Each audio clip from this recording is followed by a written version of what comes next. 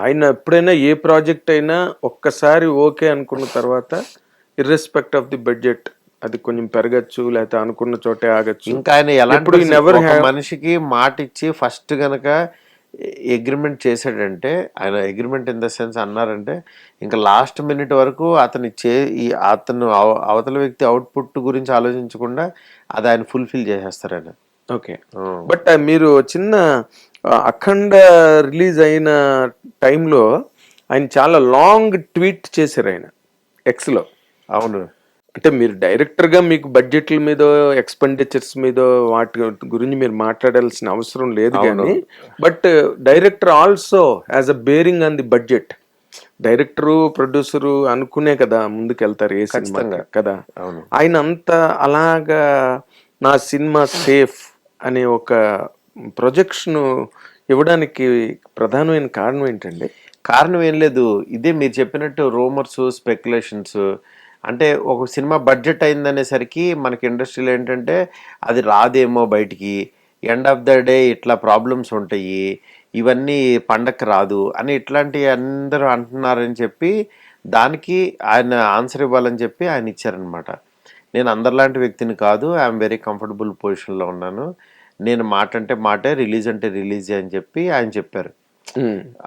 అందుకని ఈరోజు Jan 9th ఈ సినిమా రిలీజ్ అవుతుందంటే only because of him only. అంటే అమితాబ్ గారు కూడా దీవారు, జంజీరు అలాంటి సినిమాలు చేస్తున్న టైంలో కొన్ని సినిమాలు సడన్గా ఎంటర్టైన్మెంట్ సినిమాలు వచ్చేసారు. దెబ్బకి జనం అసలు గుమ్మెత్తిపోయారు అనమాట. అలాగ సీరియస్గా చూసిన అమితాబ్ ఒక్కసారి ఎంటర్టైన్మెంట్లోకి రాగానే ఇండియా అంతా షేక్ అయిపోయింది. ఇండియా అంతా. అలాగే ఇప్పుడు మీ సినిమా కూడా అలాంటి ఒక వైబ్రేషన్ క్రియేట్ చేస్తుందన్న నమ్మకం నాకుంది సార్. Okay okay.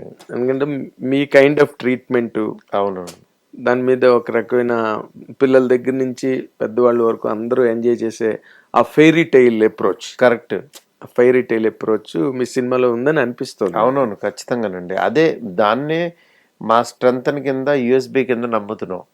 ఎందుకంటే ఇది నేను ఫ్యామిలీ అందరూ చూసే సినిమా కావాలని చెప్పి చేసిందనమాట. అందుకని ఈ కైండ్ ఆఫ్ సినిమాని ఎవరు మిస్ అవ్వరని అనుకుంటున్నా.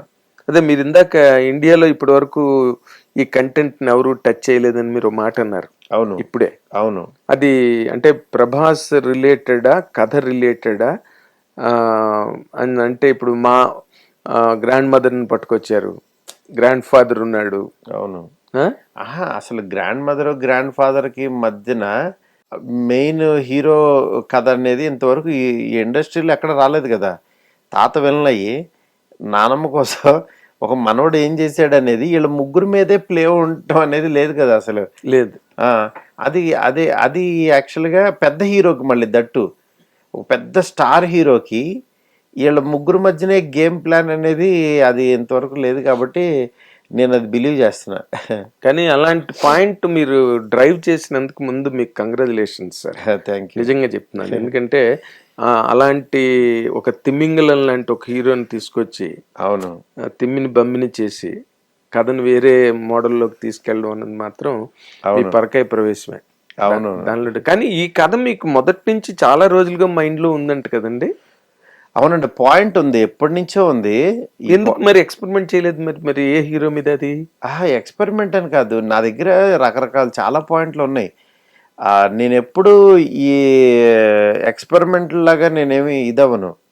అంటే experiment in the sense why you never tried about it అని. ఆ కంటెంట్, ఈ కంటెంట్ ఈ రోజు వరకు బయటికి తీయడానికి కారణం ఏంటండి? బడ్జెట్ ఎక్కువ అవుతుందనా? ఆల్మోస్ట్ అంతే కదా. అంటే బడ్జెట్ గురించి అని కాదు, అంటే ఈ పాయింట్ నాకు హర్రర్ కామెడీ తీయాలి అని నేను మళ్ళీ ప్రేమ కథా చిత్రం తర్వాత అనుకోలే. అంటే నేను తీసిన జానరే మళ్ళీ నాకు తీయాలని నాకు ఆ ఎగ్జైట్మెంట్ లేదు మెయిన్.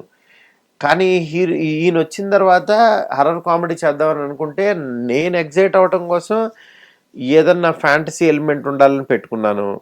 నెక్స్ట్ ఇంకొకటి ఇది రెగ్యులర్ కదా, పోనీ ఇంకొక రకమైన సైకలాజికల్గా వెళ్దాము అని చెప్పి అట్లా నాకు నేను మూడేసుకుంటూ దీన్ని ఫ్రెష్గా మార్చుకున్నాను నేను. లేకపోతే హర్రర్ కామెడీ అనేది ఆల్రెడీ చూసేసిన సినిమాలండి. మీరు ఎన్ని చేసినా సరే బయటకు వచ్చేటప్పుడు ఇంటికి వెళ్ళేటప్పుడు మీరు తీసుకెళ్ళరు, దాన్ని క్యారీ చేయరు. అవును. హర్రర్ కామెడీని చూసాం కదా అని థియేటర్లోనే వదిలేస్తారు. ఏవో కొన్ని సీన్లు నవ్వుకున్నాం ఇది ఇది అని అనుకుంటారు కానీ బట్ ఇంటికి తీసుకెళ్ళాలి ఈ సినిమా.